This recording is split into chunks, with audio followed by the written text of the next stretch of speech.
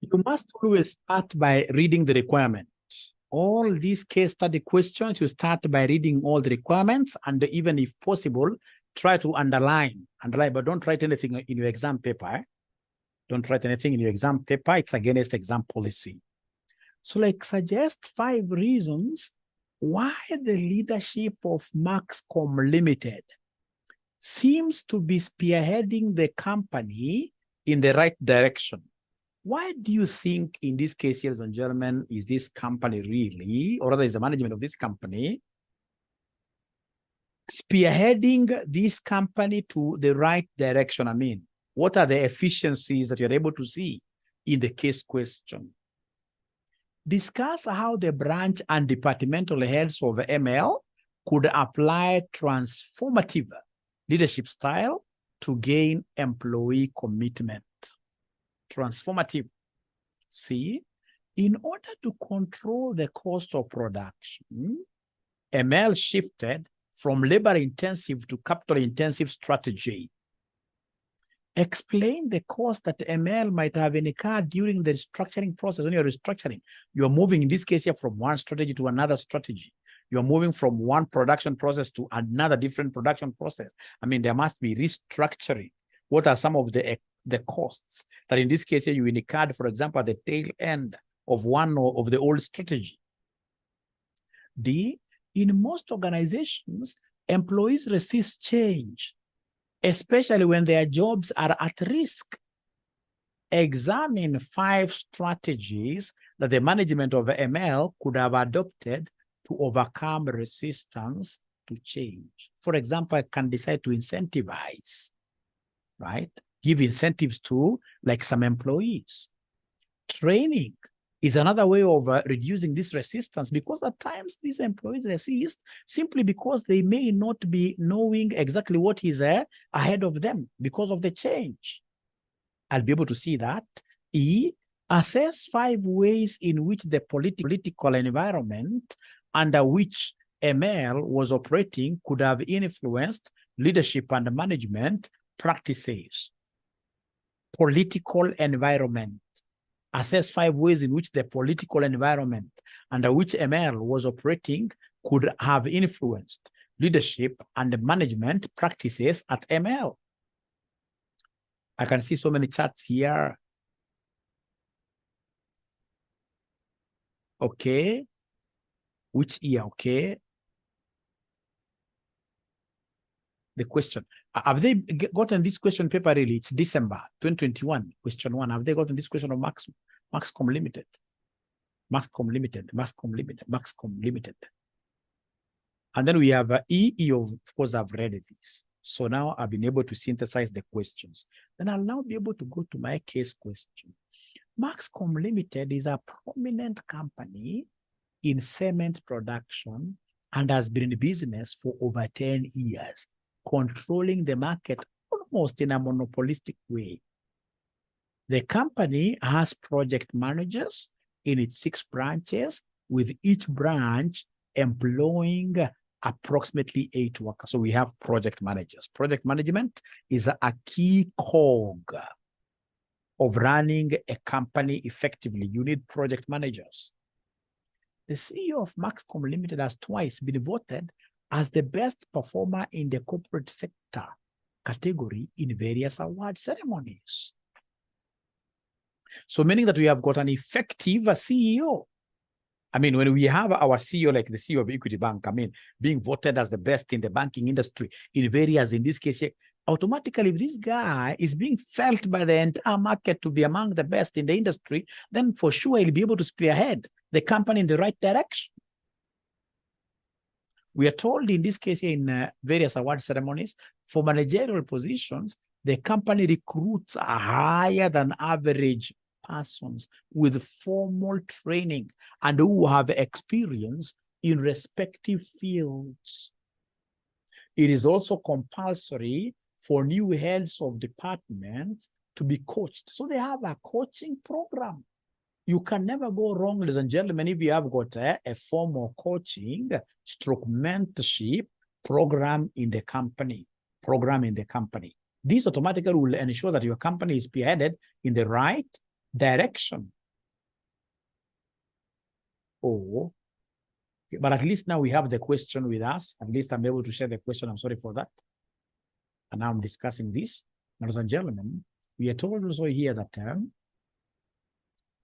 the CEO of Maxcom Limited always encourages branch and departmental heads to embrace the firm's culture over adopting a transformative leadership approach in order to gain employee commitment.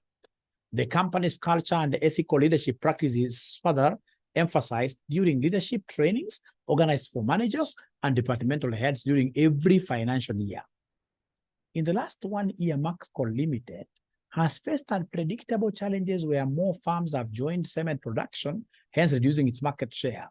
Due to this competitive pressure, the company has embraced the latest technology to try and reduce the cost of production and the shift from labor-intensive to capital-intensive approach. Ladies and gentlemen, again, the fact that these guys have been able to embrace the very latest technology, that tells me that for sure, the company is being spearheaded in the right direction. As a consequence, the manpower in most of the company branches has been reduced, a process that is painful for managers and, of course, employees. The overall aim of restructuring is to maintain clarity and consistency in pursuing the company's vision. At least they have a vision. When you have a vision, of course, that tells me that this company is being run in the right direction while still being competitive in a highly charged political environment. So from your own understanding, in your own words, is there somebody who can suggest any reason that makes you guys, I'm trying to answer here, that makes you guys believe that the leadership of this company seems to be spearheading the company in the right direction? Somebody in your own language, could you kindly type very fast, what do you think makes you believe that this company is being spearheaded by the management of this entity in the right way, So I'm giving you exactly 5 minutes.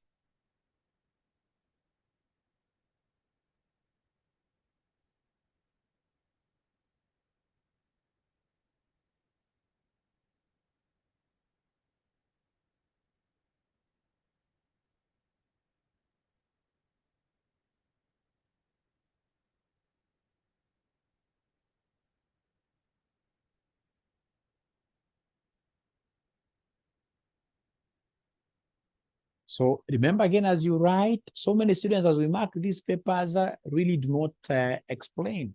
They don't know how to increase the meat in their discussion.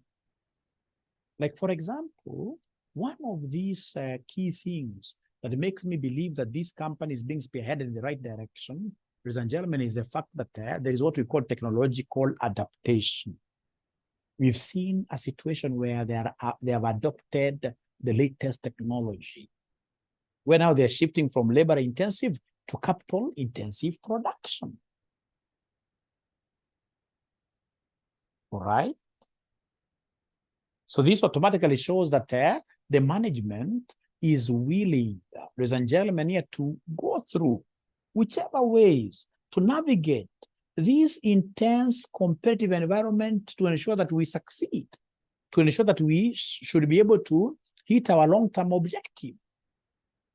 So by the fact that these guys have been able to adopt latest technological advancements, then that shows that for sure there is good governance in this entity. I can't see you guys giving me your points. I was trying to just explain one point so that I could give you a chance. I can see you guys have here, like Maurice tells me, employment of qualified staffs in the respective fields in the firm. Thanks, Faustin. Adoption of new technology, training of employees, transformative leadership. The company has got a vision. I love that. Shifting from labor-intensive to capital-intensive simply to be able to cut on costs. I like that. Embracing technology, hiring above-average employees. Above-average employees, ladies and gentlemen, in this case here, if you allow me, then to just mention this, like now, adoption of transformative leadership has been given to us. What is transformative leadership? Transformative leadership, transformative comes from the word transform. And then, ladies and gentlemen, remember that under transformative leadership, we would simply want to transform both the entity and the individual. How do we transform the individual? By inspiring them, inspiration. So basically, transformative leadership aims to inspire and motivate employees by fostering a sense of purpose and personal growth. Ladies and gentlemen, there is no way I can call myself a transformative leader if I do not, in this case here, change my organization for the better, if I don't change my employees for the better. And I can only do that by motivating. When I talk of transformative leaders in this world, ladies and gentlemen, of course, I will be able to remember the great Steve Jobs. I mean, Steve Jobs is one case study of a leader that we have who was able to change people from just being cleaners to becoming, in this case here, directors in his company by training them and ensuring that he was motivating them, giving these guys, in this case here, like good bonuses if they were able to hit some levels. So any company that sees to the employees growing, sees, in this case here, product diversification all through like that, we are changing the company, we are changing the employees by motivating these employees, then that means that we are spearheading this company to the right direction. So adoption of transformative leadership and encouraging the adoption of a transformative leadership approach will automatically make everybody to be proactive, and then that means that we shall be working towards what here? Towards prosperity, Ladies and gentlemen, we have recruitment and training. We are recruiting above average individuals. That automatically means that if we are tapping onto the very best, the cream of the society to become our employees, then automatically we shall be able to go to prosperity. Then we have a long-term what here? Vision. The company in this case here has a long-term vision and they seem to be consistent about it. Don't forget the coaching and the mentorship. They have a coaching and a mentorship program. Now, ladies and gentlemen, if you allow me, I'll be able to go to the second question. And this second question is quite an easy one. What have they asked us to do in this second question? They have asked us to discuss how the branch and the departmental heads of the ML could apply transformative leadership style to gain employee commitment. I mean, how do we motivate these guys? How do we incentivize them to grow as individuals and to even give us better ideas of growing the company? So in this part B, what would have you guys written there? Discuss how the branch and departmental heads of ML could apply transformative leadership style to gain employee commitment. I'm giving you exactly 3 minutes. 3 minutes. I'm giving you 3 minutes.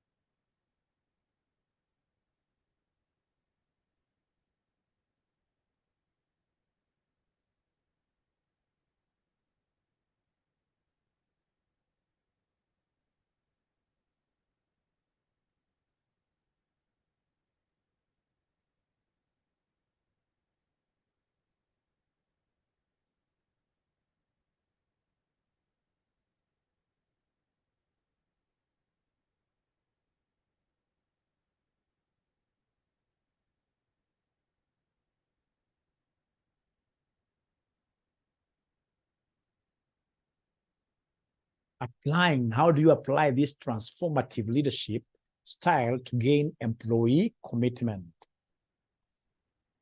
To gain employee commitment. 2 minutes are over. I've not seen anybody, even a single student really. Yeah, I can now see some communication there.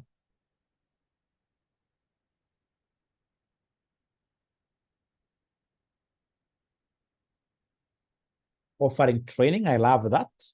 Training and promotions, I love that. Coaching and mentorship, I love that. Active listening. Joanne, I'm telling you, it's only that right now, the dates are not very good. The dates are not very good. Where I work, we are normally paid by the 21st. Even at RCM Online College, we pay salaries at the 21st. So I'm already broke. If I had money today, Joanne, I would have given you straight away some, say, 1,000 bob. 1,000 bob. 1,000 bob. Now, ladies and gentlemen, remember the 14 principles of management. 14 principles of management. As given to us by this guy called who? Fayol. And this one, I've always mentioned this to you several. We have the concept of what year? Do you remember them? That, you see, USSR. Oh, I do what year? Oh, I see. Oh, I see. Oh, I see. Oh, I see. So when we talk about, remember D, I hope you guys are able to remember these 14. 1, 2, 3, 4, 5, 6, 7, 8, 9, 10, 11, 12, 13, 14. There are 14 in total. There are 14 in total. So like now we need what we call disciplined workers. Disciplined workers. Division of labor, if you can remember. I know you know these things very well, right? We have, for example, remuneration. We have, for example, initiatives, etc. We have here teamwork, cooperation. Ladies and gentlemen, if you recall, Fayol was among those leaders who spoke very, very loudly about transformative leadership. Transformative leadership. And a transformative leadership, this organization could be very small, like now RCM, we are still under the SMEs. But I mean, myself as the principal of RCM, I have a very big vision. I would want in this case, as I get into my retirement, which I pray, I should be able to retire at about 55. As I get into my retirement, I should be able to offload RCM's ordinary shares to the market and sell so many shares. All right. Be the first college in this case to be publicly listed. All right. So with that kind of a vision, so number one, if it's transformative leadership, then number one, we must always have a very clear vision. And this vision, you must ensure that you are always training your workers about it. You're always mentioning it to your workers. Always have it all over, even in washrooms. Have vision there. That whenever workers are traveling around, moving around the organization, they should be able to see the vision. Transformative leadership is about that. Very, very important. The vision has to be very, very clear.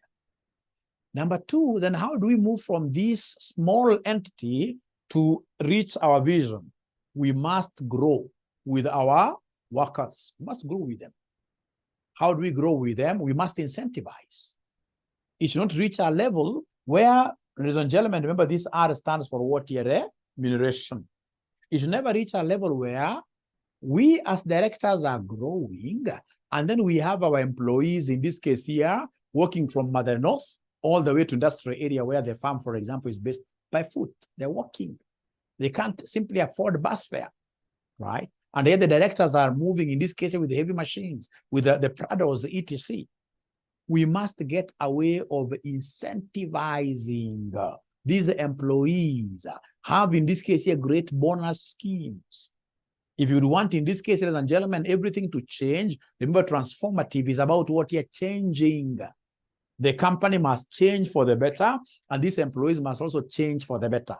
So in terms of incentivizing them, ensure that they are also equipped to be able to work well. We must invest in this organization by buying assets as we grow. As our sales grows, we need to put aside some percentage of that money to be buying equipment. So that we can, in this case here, for example, when there is disruption in the market, we should be able to acquire the latest, in this case here, kind of technology advancements. Because, I mean, which employee would want to work in those old archaic ways throughout? No. Like now we believe that as we grow, it should reach a level where Mwalimu does not have to stand as he teaches. I should be able to get a good tablet, where in this case here, I do my write-ups like this, and the same should be projected to students. They should be able to see. Employees, when you enable them to acquire tools of trade that are, of course, sophisticated, modern, then they will be able to feel that they are doing the right thing. They'll be able to produce much faster. Efficiencies will go up. So we have the concept of tools. We have the concept of you coaching these employees. We have the concept of you can forget about everything. But please don't forget that when you talk of transformative leadership, we have a vision. And this vision must be spelled out. We have the concept of what here? The concept of you incentivizing. Very, very important. Grow with these guys here. All right? Always tap talents here within the organization. If, for example, you're hiring for some head of department, you're looking for a head of department, before you go outside, always try to ask whether there is anybody internally who can handle these positions. Promote your people. That's one of the ways of incentivizing them. This is very important. Always, if you want to transform the entire organization, have a very, very strong feedback system. Very strong feedback system in the organization. Listen to your employees. I like what Joanne said, listen to these employees. Ladies and gentlemen, form what we call the quality circles. Quality circles. I hope you guys know what quality circles are. I hope where you guys are working, you normally make use of these quality circles. Quality circles, you get employees from different departments, put them into some kind of a discussion forum where every day, if not every day, like once every month, they should be able to sit down and say, hey, we did this thing this way in our department, but we believe if we did it like this, we would have been able to produce much faster. This is where we saw, in this case here, loss of what here? Loss of time, for example. If we do, so if you have those kind of guys who come to discuss such kind of things like once in a month, and then whenever they come up with good ideas, initiatives here, remember this I stands for initiatives here, then you should be able to do what, ladies and gentlemen, you should be able to reward these guys. If you do that, then everything in this organization will be transformed. So then you should have a very strong bond with your employees. There must be a lot of order in the company. Order must be there in the company. There must be a lot of what here, esprit de corps, cooperation, teamwork in the company. Teamwork in the company. So then I should be able to now see what you guys have there in terms of transformative leadership. I don't know which notes you have been able to take because, again, I'm going to share this video with you. But I expect you guys to have a few of these things, like setting a clear vision. Open communications within the company.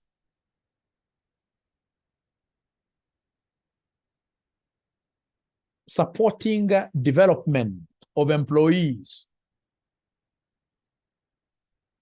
Supporting development of employees. Of course, we're looking at the skills advancement. Recognition and rewards. Recognition and rewards. And the open communication, you can describe whatever you wish there, the concept of employees raising ideas, what we call initiatives, concerns within the company, in this case here, to be addressed, feedback, openly shared. I mean, we should have some level of what here, engagement. And then please never forget this one, the concept of what here, empowerment of what here, decision making. Empowerment of decision making. Empower various people here to make decisions. Empower various people to make what here, to make decisions. Ladies and gentlemen, this thing of, and that is why, especially when you get this kind of a question, like organizations that are quite patriarchal, where we have family businesses that are dependent on the father. Like now you saw yesterday, 𝐬𝐭𝐮𝐝 family sold the iconic Yaya Center. That is quite unfortunate. Why do you think that happened? It's because 𝐬𝐭𝐮 and the family, the mother, the wife, these guys here were not teaching their children how to do business. Remember, like if it's an Indians, whenever they hit 14 years, whenever their parents are sitting down in decision-making, like boardrooms, they invite those kids. All right? So it's important, ladies and gentlemen, that if it's RCM online college and I do not want, for example, to offload shares later on, it's important that we get to involve our family members. And if it's not even about family members, in your company, there are those people that you know that have grown in the company. Once you call them heads of departments, then there are those decisions that you should expect them to be making. And then they bring them to you without you having, because if you are shouldering everything yourself, then there is very little you can do as a human being. Remember, as human beings, ladies and gentlemen, we are quite limited. We are quite limited. We are quite limited. We'd want a situation where we devolve decision-making. If you want transformation, and you should never fear bringing people who are better than you in the company. Bring in talent. Bring in talent. Now, ladies and gentlemen, will you allow me to go to the next question? Will you allow me to go to the next question? I hope you've been able to take now your notes. High level.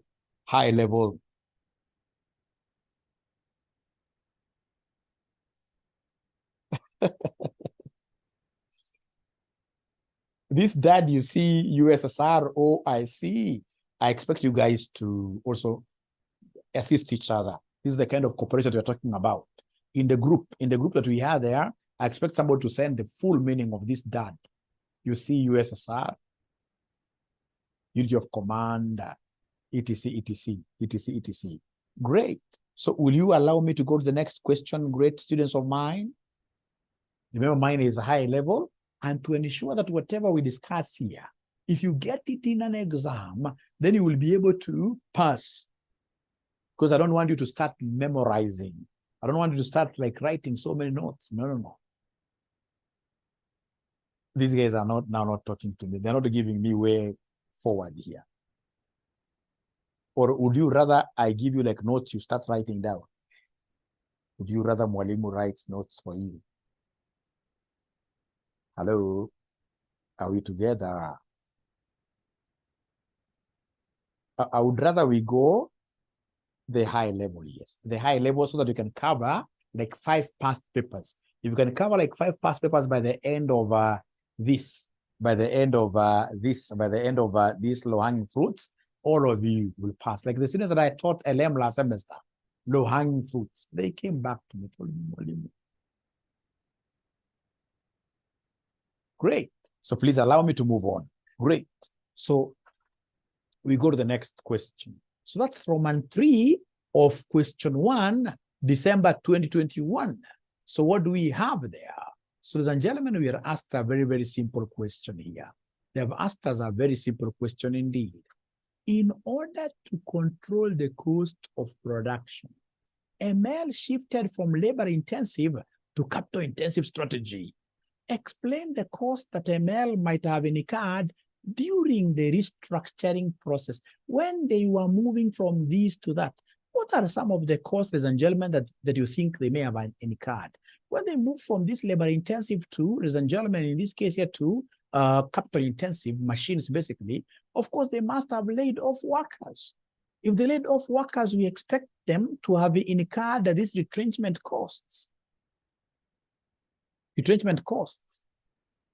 Ladies and gentlemen, if they changed from labor-intensive to capital-intensive, I can see them incurring a huge capital outlay of buying machines.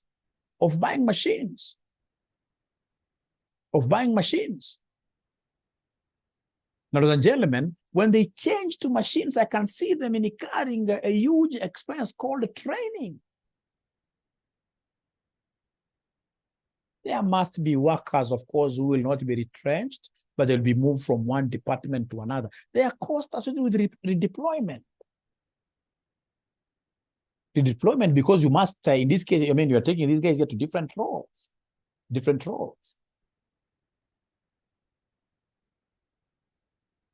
Ladies and gentlemen, I can see a lot of idle time costs.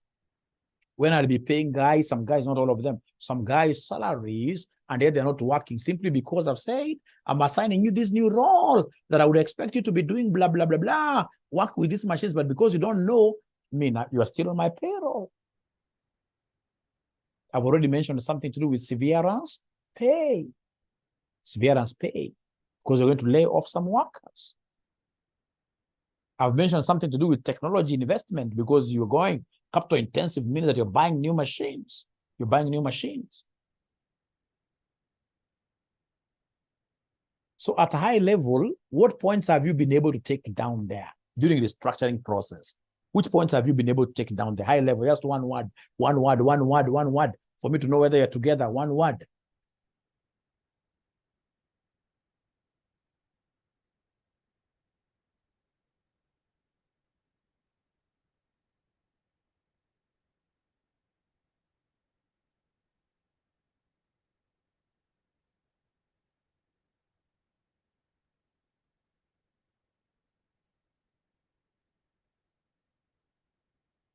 Great. Training, technology, investment costs, cost of buying new machines, idle time cost, and then always try to explain, not now, but in your exams. I would want to see you guys putting meat. You start like with a small bone, but put meat into this discussion. Try to mention the name of the company. If you want to weave your answers together with the question, the case study, you must always try to, in this case here, bring in like ML is going to incur training costs during restructuring. ML will have to buy new machines if they endorse this capital, capital, or rather capital intensive strategy. So you keep on mentioning ML, because we are told in the case study questions, you must try to weave our answers to the case question. Our answers to the case question. Thank you so much. So if you allow me, I'll be able to move to the next question. So the next question, ladies and gentlemen, here, asked as a very simple question. I've never understood. By the way, you will have to tell me why people fail in leadership. You'll have to tell me why people fail in leadership. Remember when they tell you 10 marks, you have to give us 5 very well explained points in paragraph form. E, assess 5 ways in which the political environment under which ML was operating could have influenced leadership and the management practices at ML. Let me see what you guys would have answered there. Let me see what you guys would have answered there really.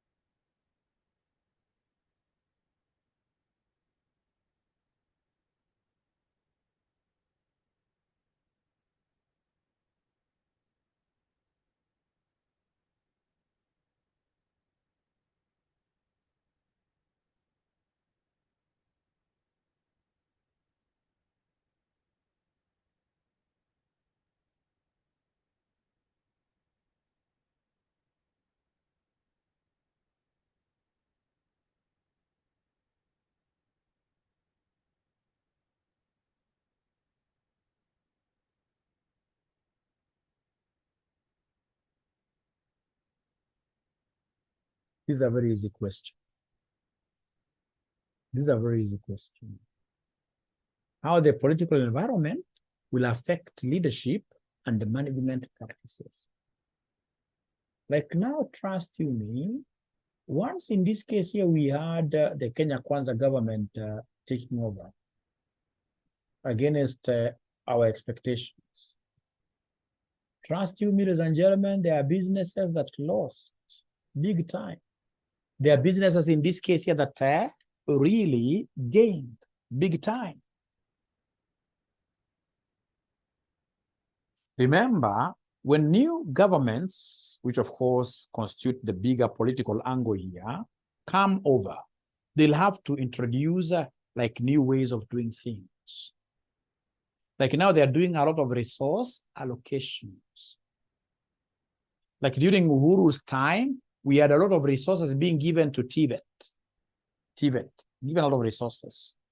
Right now we can see Kenya Kwanza government really is taking, in this case here, most of the resources here to the universities and even coming up with a new funding model like that.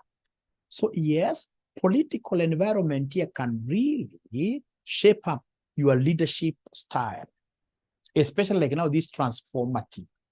Because when we had these kind of changes, ladies and gentlemen, then we expect things to change. Otherwise, we will be swept under the carpet. We'll be swept under the carpet. So in terms of really political environment changing us, we have got so many things to look at that this politics here can open doors for what here for new entrants.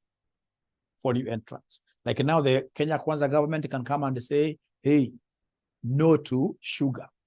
I don't know whether it's because of whatever, now sugar is, those change of policies.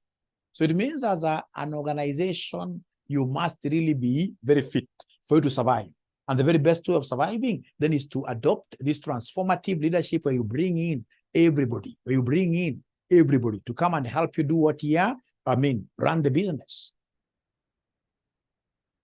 So read the question again, read the question severally. A good student will always read the question severally before you start writing. So like now here, they have asked us a very, very simple question. What they have asked us is to assess 5 ways in which the political environment under which ML was operating could have influenced leadership and management practices at ML. So if you read here, apart from these unpredictable challenges, whatever, there is nowhere where these guys mentioned anything to do with politics. So basically this was to come out of your imaginations, all right? Of course, the moment you appreciate what politics is all about, then you'll be able to really know what to write. So for example, here, the first thing that I will do is to address the concept of what here? Market competition. That most probably in this case here, we had a situation where the government lifted the economy and put it up there for competition. They were able to accept new entrants to join us. That's why we are seeing of late, new companies are coming on board.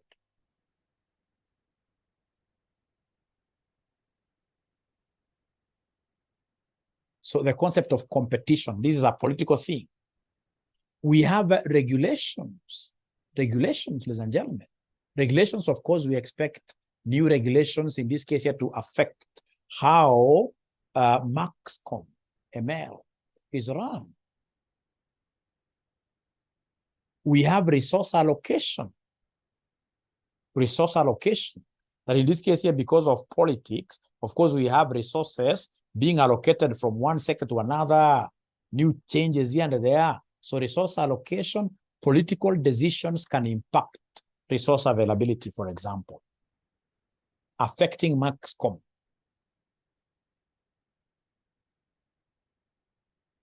And that is why MaxCom is embracing this transformative leadership.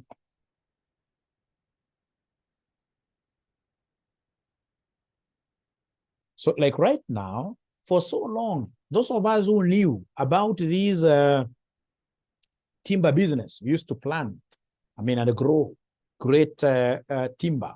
We used to sell heavily. But right now with the Kenya Kwanza government lifting the ban on logging from our forests, in the short term, like the next 2-3 years before they finish those trees, I'm so sure our prices will really go down. So that's the concept of regulations and policies. So once that happens, then it is that company that is adopting like now this transformative style of leadership that will be able to thrive. Otherwise, under tough regulations, ladies and gentlemen, you cannot, in this case here, do what here? Survive. Ladies and gentlemen, whenever we have got these political influences in businesses, there is what we call public perception. How are you being perceived? Like I remember Ruto the other day, this gentleman came and told us there is a lady in Kura. But this lady is very, very corrupt. So in this case here, the moment a head of state comes and says that kind of a thing, who will do business with you in the future? Nobody. So politics, in this case here, political influences, people can come and look at, for example, Brookside and say, this thing is bad. Trust you me, when somebody comes and says that this thing is bad, over 20% of the customers here can easily run away. So then how will you be able to survive? How will you be able to survive? So this was quite a technical question, but from whatever I've explained, ladies and gentlemen, then automatically somebody who is bright, when you talk of political environment, always try even to figure that out with things to do with the economy. Because again, politics influences what here? The economy, like taxation laws. All right. We'll have to, change how the company is being done, what here is being managed. All right.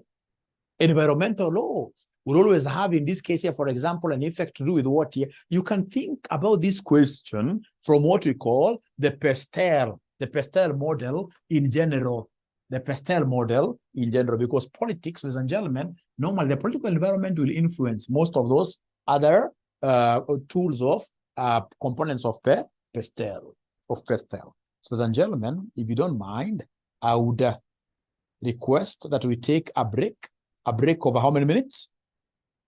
And for sure, there is this question that we had skipped. Part D of this paper asked us a very simple question that every student should have gotten. In most organizations, employees resist change, especially when their jobs are at risk. Examine 5 strategies that the management of ML could have adopted to overcome resistance to change. This one, I don't even have to really even leave you to think about it. I shall just be able to give you answers straight away.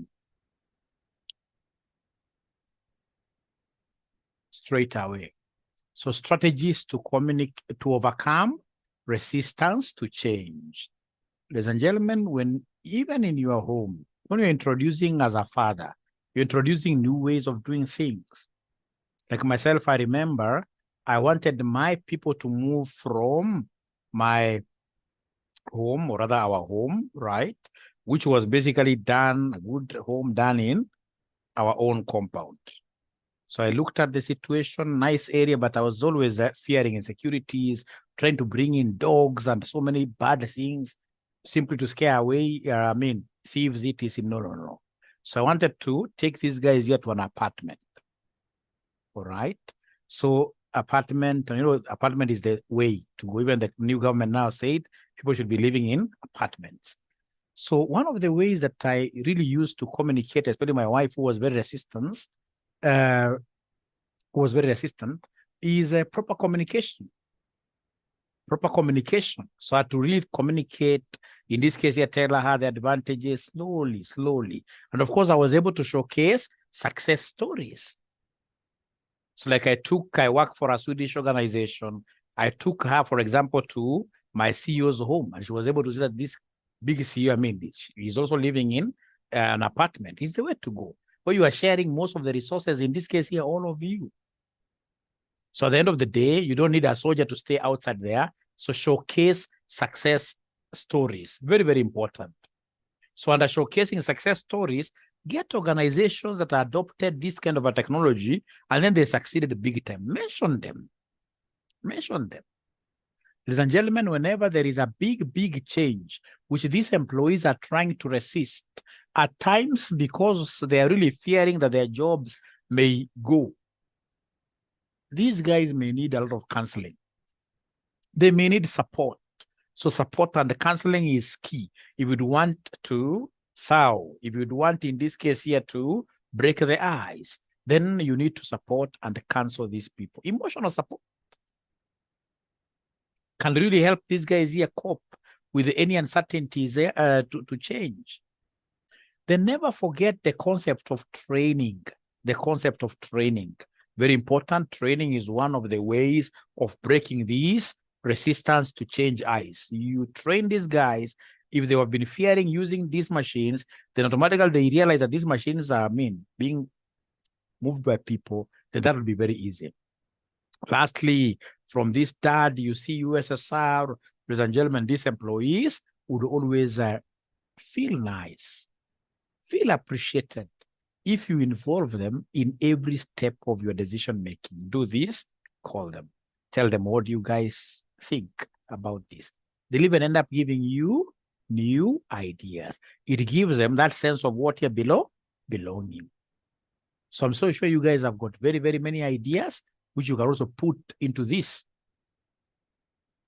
Assure them, yes, you can see assure them of the security to their job.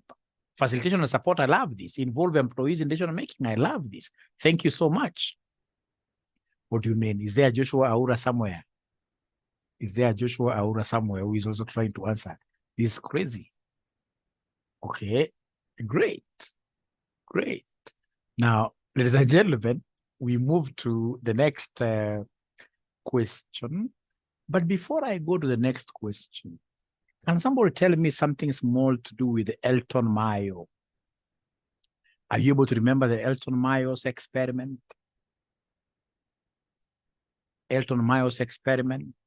This guy did this experiment long time ago in America in a company known as General Electric, which has even a branch in Kenya here. General Electric, GE. GE has got very many plants. So he was doing this at the Houghton's plant in the US. So he took some ladies. So we had some two groups of these ladies here. The ones in this case here who were under study, experimentation. What this guy was doing, or rather the company, was of course engaged in what we call sewing activity, sewing. So he just wanted to study a few things here. Let's see the effect that they had in the productivity of this lady. So he went ahead, he was just trying crazy things. He increased the lighting in the room. When he increased the lighting in the room with increased light, productivity went up. So and he was making changes here, and he was realizing productivity was going up. So then he was in the process of concluding that what matters most is the working conditions, hygienic conditions. That if the conditions are hygienic, then at the end of the day, the company's productivity will always go up. And then without notice, this was abrupt, so not something that he had planned. We had a total power blackout, total darkness. So in darkness, what really do you think happened? He expected the productivity of these ladies here to go down to zero. Because, you know, they were sewing. So sewing, in this case here, these guys were using, there were needles there. They were trying to, I mean, how could they even see in darkness? But now, ladies and gentlemen, remember that when we had this power blackout, Elton Mayo himself, Mayo, we call him Mayo, very serious guy, very serious scientist. He called all these ladies here to a meeting and told them, you guys, we have a power blackout. What do you expect us to do? Do you expect us to close shop and, you know, this place is at 24? No, they said, no, we don't know how it's going to be, but we don't think closing really is an option. We would rather produce goods, even if it's just 10%, but let us just remain behind so that we don't know when this power will come back. It may come back in an hour's time. It never came the whole night. But again, when Elton Mayo, in this case here, came there in the morning, or rather went to assess the productivity, he realized that in darkness, the productivity of those ladies went up 3 times. And Elton Mayo was able to ask them, each one of them individually, what made you guys, in this case here, produce more than what was expected? What made you exceed the expectations here? Then they told him one nice thing, that, you know what, Elton Mayo, you involved us in this decision. Elton Mayo, when this kind of work was going on, you sat there and stayed there the whole night with us. And that is why Elton Mayo came and realized and penned a very, very big article, a very, very big school of thought that is being discussed up now. It's now contemporary. We call this one the School of Human Relations. That what matters most is not the money that you're paying these people. It is a respect. It's involving these workers. It is incentivizing them. It's recognizing them. So he came up with what we call School of what here? School of Human Relations. School of Human Relations. What he went ahead to coin as empathy, So these will be very, very important for us to always, if you don't have these kind of models in your mind when you're answering leadership and management questions, then you cannot really score highly. You can't score highly. Empathy is different from sympathy. So under sympathy, I will come and see this is a poor man. Perhaps in this case, this man is disabled. He's sitting there with some begging bowl. So if I'm sympathetic, it automatically means that, yes, I'll be able to feel that, this guy is disadvantaged. And of course, I'll be able, to pity him. But you see, what will I do? I'll simply pass by without helping at all. That's what we call sympathy. But you see, empathy is much deeper. Empathy is much deeper. It goes to that extent where you put yourself in that man's shoes and ask yourself, if I were the one with this begging bowl down here, what would have I expected the world to do to help me? And then you go ahead and do exactly that. You help. So if you read through this literature, 𝐬𝐭𝐮𝐝 was able to help. They could use even torch. It was going around trying to get the problems of these ladies here. How can I help you as your manager? Very, very important. Don't look down upon anyone. Very important. 𝐬𝐭𝐮𝐝, the school of what here? Human relations, stroke empathy. 𝐬𝐭𝐮𝐝, 𝐸𝐿, Hawthorne's experiment. And then as I go back to this paper, there is also something that I would always want you guys to remember, what we call the Gilbreth's couple. The Gilbreth's couple.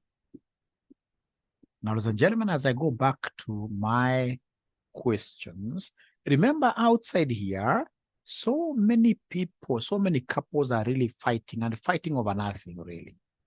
Fighting over nothing. Something small. You are snoring, you are doing this and this, fighting over petty things. And yet, we have some serious couples like the Gilbreth's couple that sat together.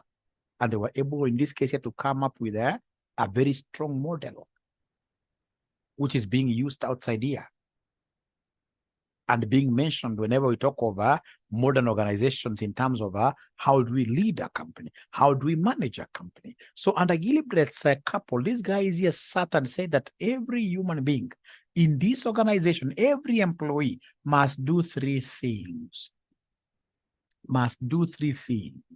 That every employee must be a doer. This is the biggest of them all, a doer. This thing of you saying that you're an accountant of your company, that your role is to sit on some comfortable chair, red one, with nice springs, with nice wheels, and then your work is to roll around and about. You're moving around as you wait for other people to get outside there. They look for business, and then you start accounting for money that you never helped to generate. That's wrong. Everybody is a doer. Everybody must make their hands dirty, in quotes. This thing of delegating everything, even in our own houses, that you are the husband, now you think that you've got the right of, taking other people as slaves. That's wrong. Everybody has to perform some given tasks in that house, in that company. All of us, ladies and gentlemen, are supposed to work in the interests of this company. So all of us, we must be doers. That's number one. Number two, ladies and gentlemen, this is quite huge, that everybody must be a trainer. If you want transformative kind of leadership, ensure that everybody in that company is a trainer. Especially this comes in handy for what we call succession planning. Succession planning. Everybody should be able to bequeath the skills that they have to somebody else. We should be able to hand over the baton. We are getting old.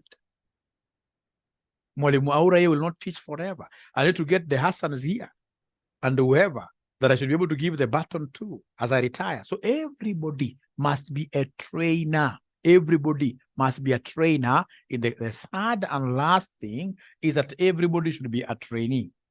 Everybody should be a trainer. And that is why they came and said that for transformative kind of companies, we need what we call coaching and mentorship platforms, mentorship platforms in the organization, coaching and the mentorship platforms. And so I would want to be seeing these great things in your answers. I don't know what type of questions they'll bring, but there are things I would expect to be seeing you guys mentioning. When they ask you about transformative, I expect you guys to be mentioning something like involve employees, coach these employees. When they ask about, for example, resistance, again, in this case here, involve, coach employees.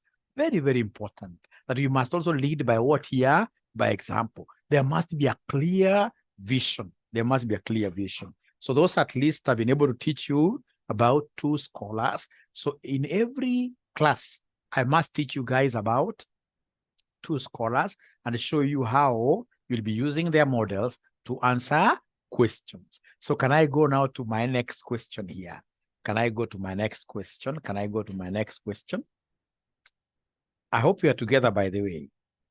I hope you are together. I hope you are together. I hope you are together. I hope you are together. Are we together? Great. Thank you very much. Great, great, great, great, great. Kabisa, yeah. Thank you very much. So then the next question, ladies and gentlemen, is asking us about a very simple thing, really. The next question is asking us here.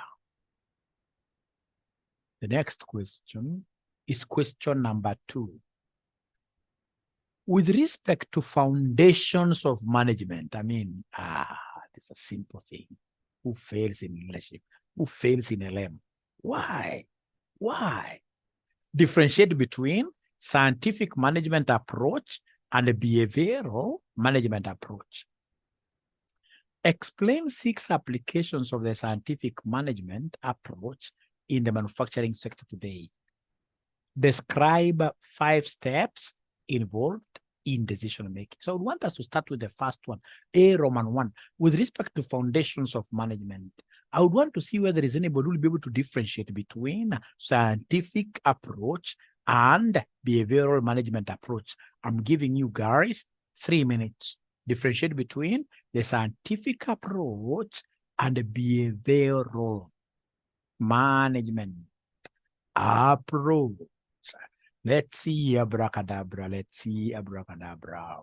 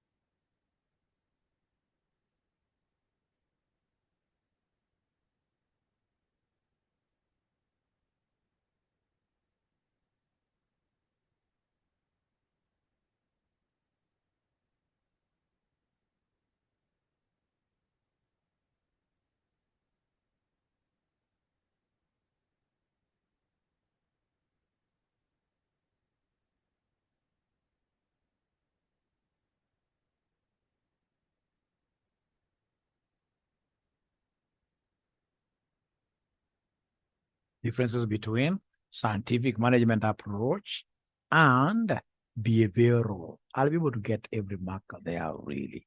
I can't miss even a single marker there.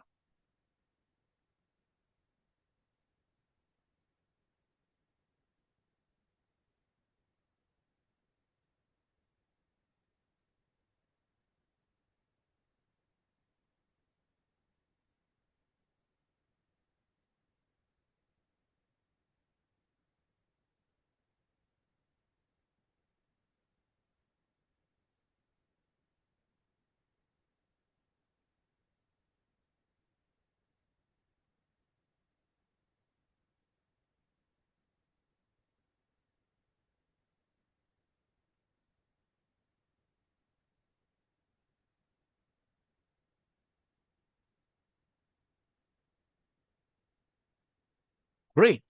So scientific, I'm being told here, focuses on the task, while behavioral focuses on human needs.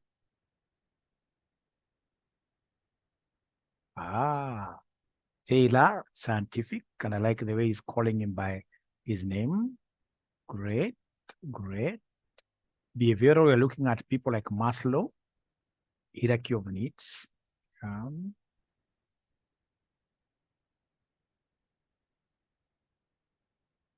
Thank you so much. Thank you so much. You guys, for sure, you have been reading this. You've been reading this. Now, ladies and gentlemen, when we talk of scientific management, I mean, what comes to my mind? Scientific management. Now, this was developed by a gentleman called Frederick Taylor. And to him, he took human beings for robots. To him, it doesn't matter what is going to happen, even if this guy kills himself. What he wanted is maximization of productivity. Maximization of productivity by scientifically analyzing work processes. By scientifically analyzing work processes. By scientifically analyzing, he spoke about two things. He spoke about two things. Frederick Taylor spoke about two things. That we have to analyze processes scientifically,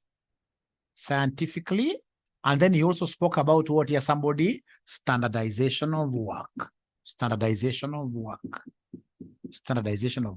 So to him, everything in the company is a science. Remember, this is the gentleman who came and told us that, you know what? It was about laying of bricks. So in this case, this is the guy who came and told us that we should be able to measure like how many feet each individual should do in a day. So standardization, how many feet, standardization.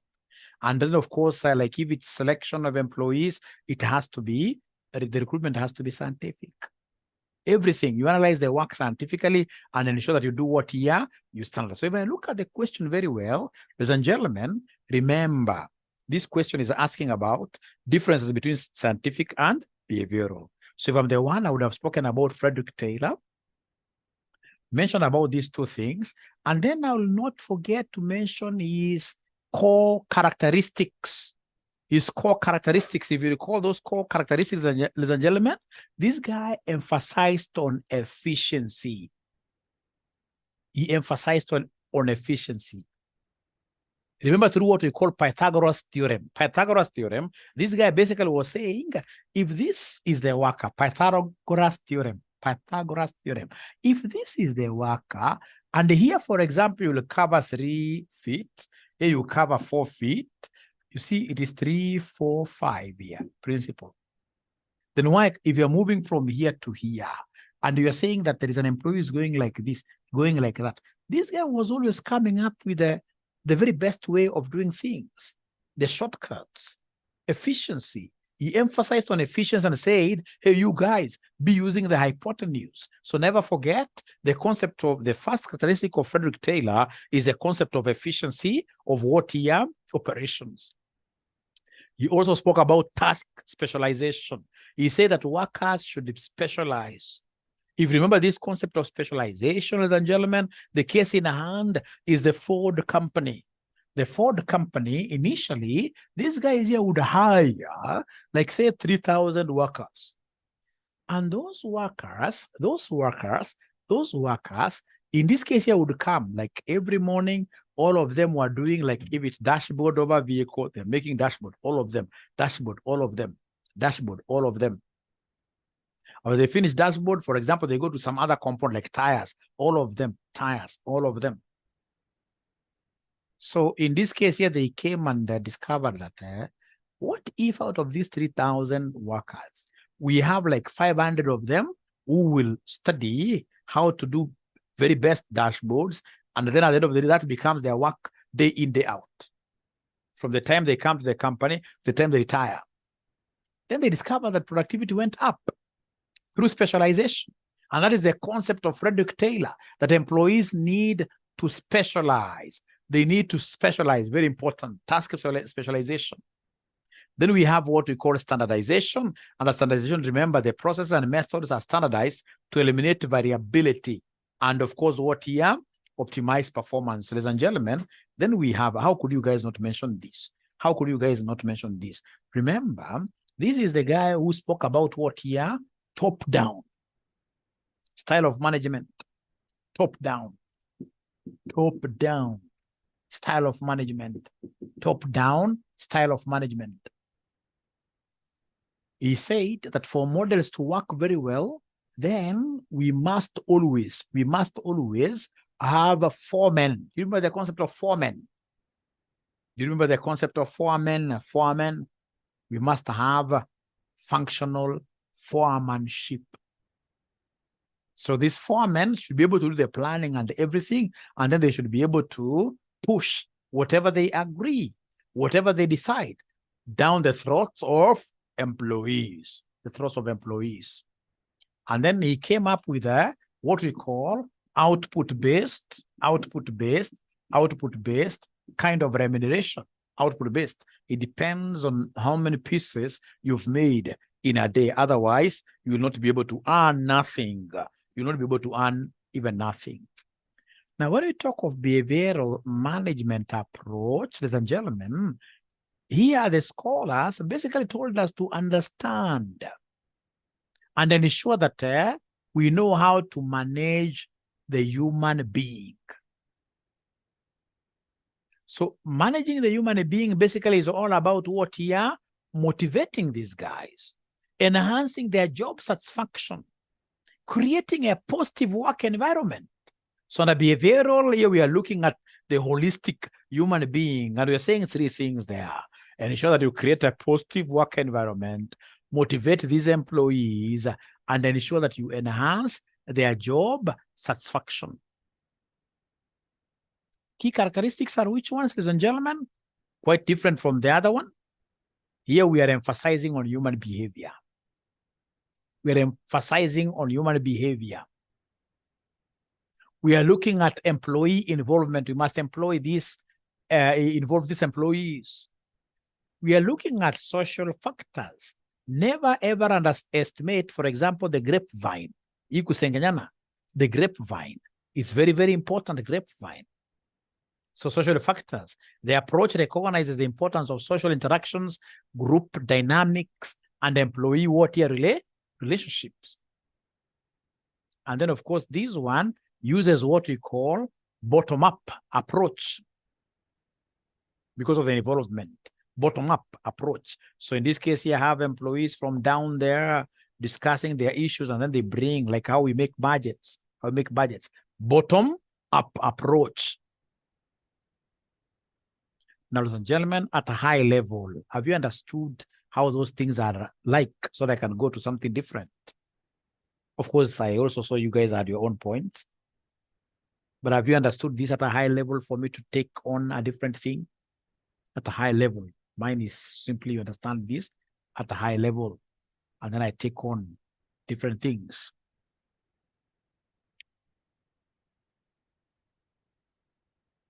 Wait, most of them are not even answering whether you are together or they got lost long time. Thank you very much. Behavioral is about the human being, and then scientific is about the job. It's about efficiency. Scientific is about efficiency. Susan has a question, Susan has a question. Scientific is about efficiency. And then don't forget, in this case, you have to quote our best friend, Frederick Taylor, the father of scientific management. The father of scientific management. Now, ladies and gentlemen, in this other question here that they are asking us, if you look at this very well, that is Roman 2.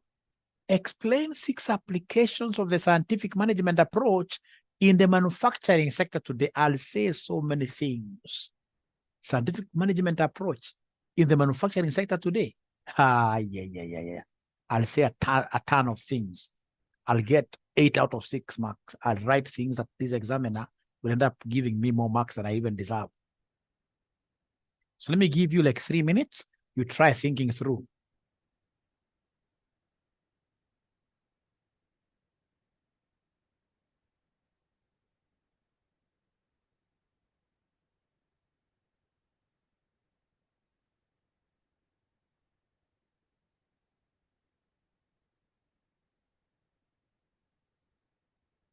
Let me give you 3 minutes exactly. Tell me in this case here from where you work or even what you imagine, what do you think are the key applications? What makes you think that in these manufacturing farms, we have a Frederick Taylor standing there? Nobody's writing foremanship. That if today you go to most manufacturing farms, we have team leaders, we have foremen. If you go to most organizations, ladies and gentlemen, we have output-based incentive systems.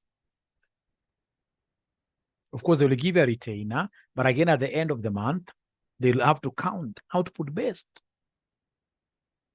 How comes I'm not seeing anybody talking about task specializations? Task specializations. If you go to breweries today, there'll be just people there who are dealing with the boilers. I don't know what they boil, but I know they are boiler specialists. Task specialization. You guys must have heard of standard operating procedure manuals. If you go today to Serena Hotel, take a cup of tea there. Come after 10 years, the same taste of cup of tea is what you'll get. Because they have what we call standard operating procedure manuals, which, for instance, helps them to standardize all their processes to ensure that their processes are consistent.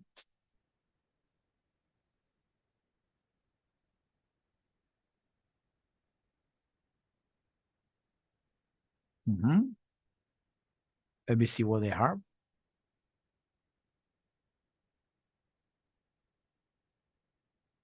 Yeah, like now this concept of scientific selection of employees, yes, I agree that we are able nowadays through these job selection agencies.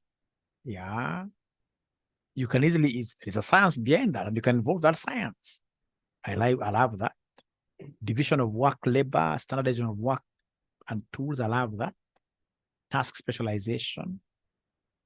Centralized personnel department, that I'll give you a mark, yes. Maybe it's foreman or foreman. Do we call it functional payment, Hassan? It's piece rate or output-based kind of payment. The only thing I've not seen anybody mentioning here is the concept of assembly line. The concept of assembly line. They use assembly lines, for example, like those days I used to take one for the road till I saw the light. You know, before you see the light, you think those alcohol components are very nice. They're very bad for families. They spoil families. They spoil everything. They spoil your future. Everything. So you would hear, like, for example, we have White Cup. White Cup was the best in those days. So like now White Cup, it has an independent assembly line. So line of production in this case here, for consistency. Then we have the others in this case here being taken through what we call a joint operation line, where in this case here they come together up to some level, and then once they reach here, we have Guinness, we have not White Cup, but Tusker, we have whatever. But White Cup, it's online from beginning to the end. It's online from beginning to the end. But at least you guys have an idea. Yes. Look at, for example, what Technoman is telling us about Frederick Taylor, maximization of output through scientific analysis of work. This is a very important point. I love this point. Great. Ladies and gentlemen, if you allow me, I will be able to go to the next question here. Which basically wanted us to do very simple things.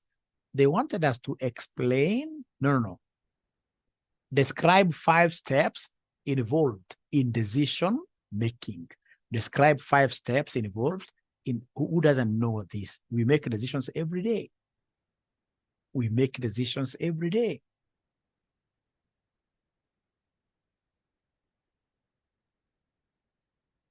How do we make decisions here? We make decisions every day. Ladies and gentlemen, remember, to make decisions here, I'll be able to give you an example of how we married, isn't it?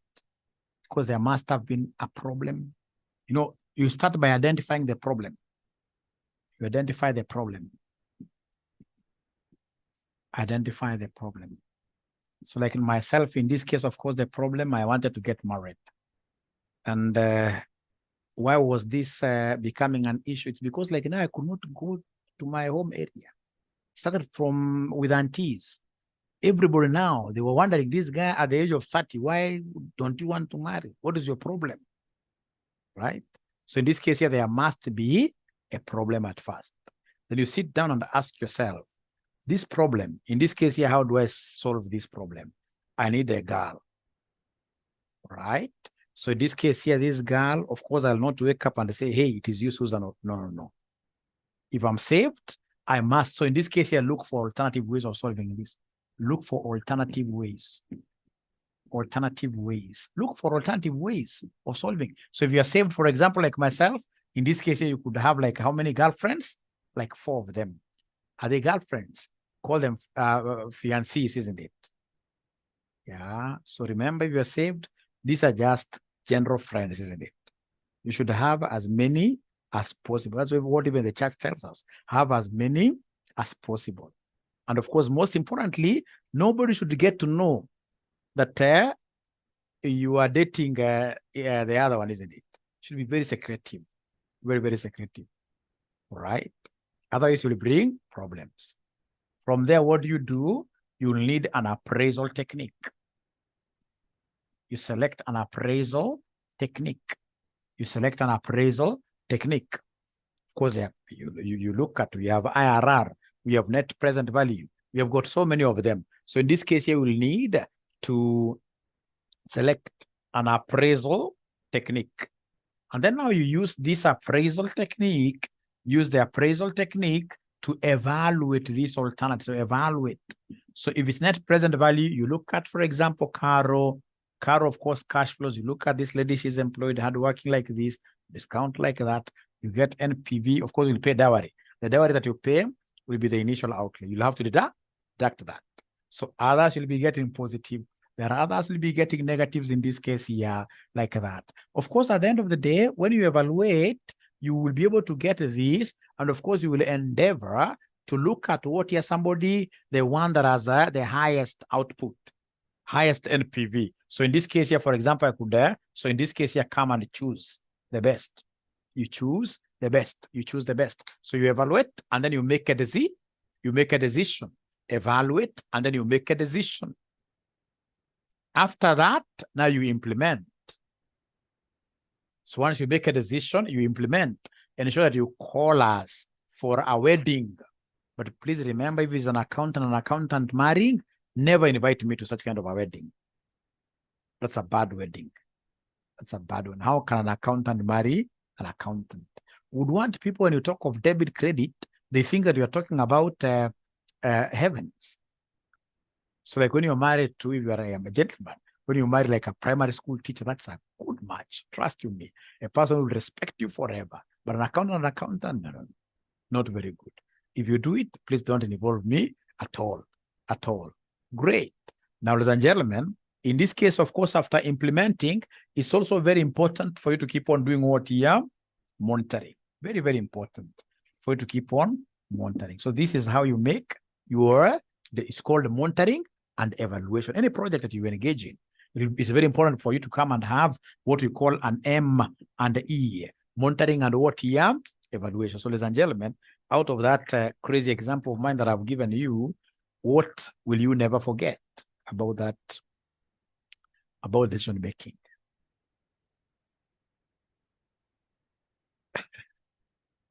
We shall overcome.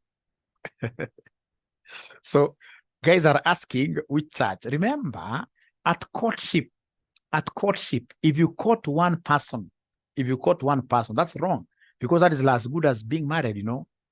You're not supposed to court. You only marry one person. But courting, you can court many. You can court many. You can court many. You must have alternatives. Na vijana wameenda bila alternatives hapa nje, hawakuwa exposed. Wanapatanga mashida mingi kwa marriage. Mimi naona kama ni afadhali kuwa na alternatives in life. Unakuwa na alternative kidogo na pale hapa na pale namna hii. Usikuje kupata shida kwa ndoa. Step 2. Step 2, remember here we have said the first one is to identify the problem. Then number 2, identify alternative ways of solving the problem. Like the ladies here, 4 of them. Even a lady, at this stage, you need like 4 or even 5 men. But now remember, they are general friends, isn't it? General friends, so long as isifike mahali, mwanzo kusema leta simu tuangalie, itakuwa international disaster. Itakuwa international disaster. Itakuwa international disaster. Yeah, gathering of information, you know, there is no one rule really for this. You can gather information here or even here before the appraisals are done. You can gather here or here. So long as you've got this is the just general.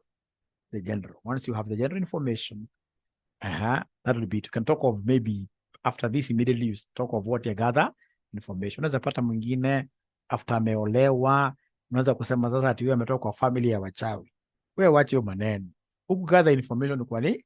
You must gather information. You must gather information.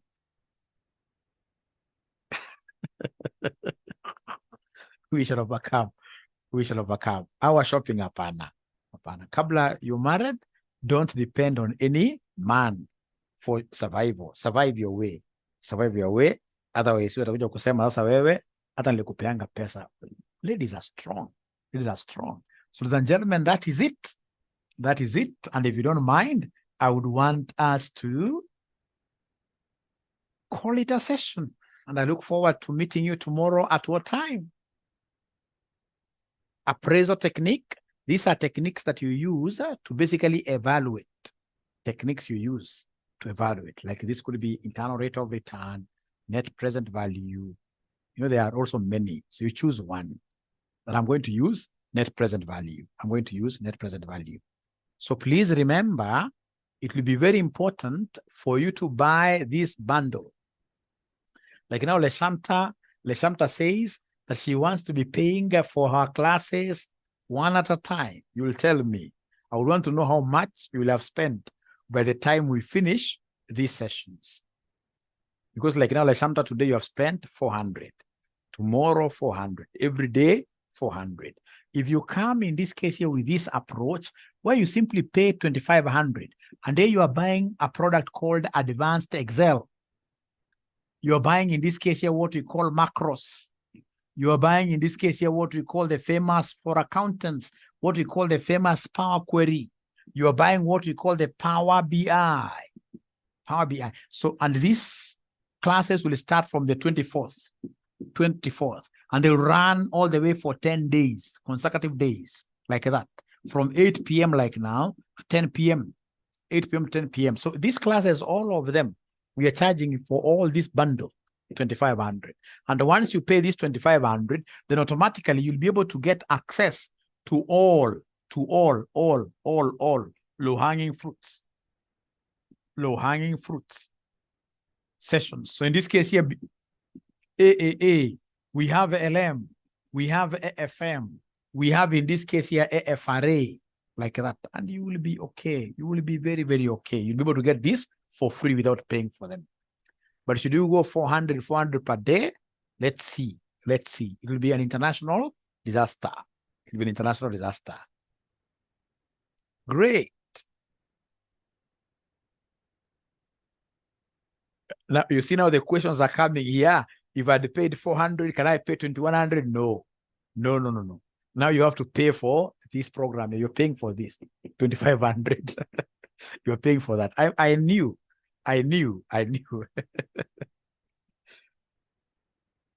Yes, now we have a group. We have a group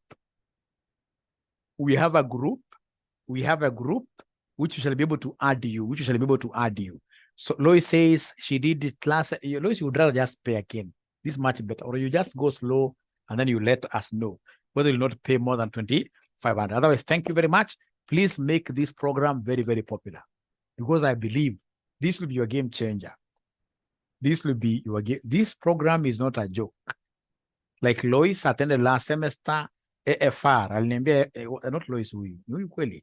AFR aliona low hanging fruits. Ilisaidia sana. So utasaidika. Yes. No. They will have to wait for links here. The ones paying 200 per session, they'll have to wait for links. Thank you so much. Good night. See you tomorrow at 5. Bye.